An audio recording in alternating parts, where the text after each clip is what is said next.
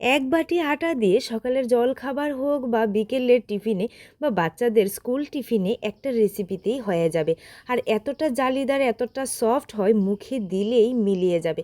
আর সাথে লাল লাল ঝাল ঝাল এরকম একটা টমেটোর চাটনি। খুব সহজভাবে এই রেসিপি বানিয়ে নিতে পারবেন। আর যারা রোজ রোজ তেল মশলা খেতে পছন্দ করছেন না, তারা কিন্তু আটা দিয়ে এই হেলদি রেসিপিটা বানিয়ে জলখাবারে খেতেই পারেন। এতটা ইজি, তাও খুব সহজভাবে বানিয়ে নেওয়া যায়।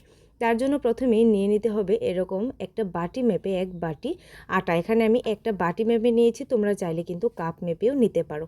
তাতে দিয়ে দেব সামান্য একটু লবণ, 1 চামচের মতো দিয়েছি, আর 1 চামচ চিনি দিয়ে এভাবে মিশিয়ে নিচ্ছি। এখানে কিন্তু তোমরা চাইলে ময়দা দিয়েও বানাতে পারো বা চালের গুঁড়ি দিয়েও বানাতে পারো। তারপর সেম বাটি মেপেই এক বাটি নিয়ে নেব দুধ, রুম টেম্পারেচারে থাকা। অল্প অল্প দুধ দিয়ে আমি ব্যাটারটা গুলে নিচ্ছি। এখানে তোমরা চাইলে জল দিয়েও ব্যাটারটা গুলতে পারো। তো অল্প অল্প দুধ দিয়ে ব্যাটারটা এভাবে রেডি করে নেব। আর তার মধ্যে আমি আর কিছু অ্যাড করব না এখন। দেখো, ঠিক এর ঘনত্বটা কিন্তু এরকম হবে। এইভাবে ব্যাটারটা রেডি করে সাইডে রেখে দেবো। আর এদিকে আমি চাটনির জন্য নিয়ে নিলাম একটা টমেটো আর দুটো শুকনো লঙ্কা। তো এগুলিকে একটু গ্যাসের মধ্যে এইভাবে পুড়িয়ে নিতে হবে। পুড়িয়ে নিলে কিন্তু এই স্মোকি ফ্লেভারটা ভীষণ ভালো লাগে। সেদ্ধ করেও তোমরা বানাতে পারো যদি পুড়িয়ে না বানাও। তো এইভাবে আমি সবগুলি পুড়ে নামিয়ে নিলাম। ঠান্ডা হয়ে গেলে টমেটোটাকে উপরের খোসাটা ছাড়িয়ে এভাবে কেটে নিতে হবে। এভাবে উপরের খোসাটা ছাড়িয়ে কেটে নিচ্ছি।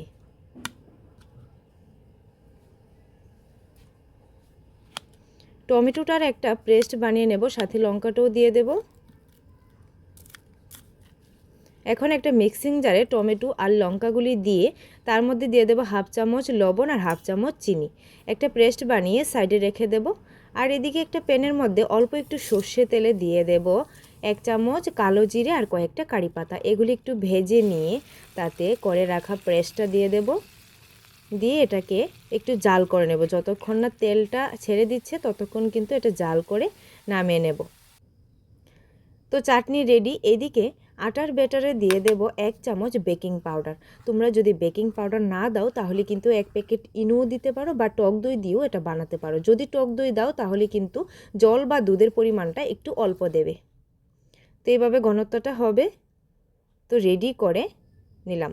এখন একটা প্যানের মধ্যে অল্প একটু তেল ব্রাশ করে নেব, ভালো করে গরম করে নিয়ে তাতে 1 চামচ দিয়ে দেব ব্যাটার।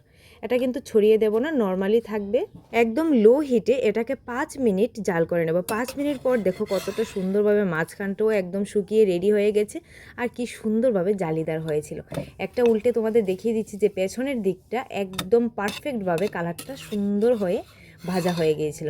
তো এইভাবে ভেজে আমি সবগুলি নামিয়ে নিলাম। তো রেডি দারুণ হেলদি একটা আটার রেসিপি, তাও তেল মশলা ছাড়া। কিন্তু খুব সহজভাবে বানিয়ে জল খাবারে তোমরা ট্রাই করতেই পারো।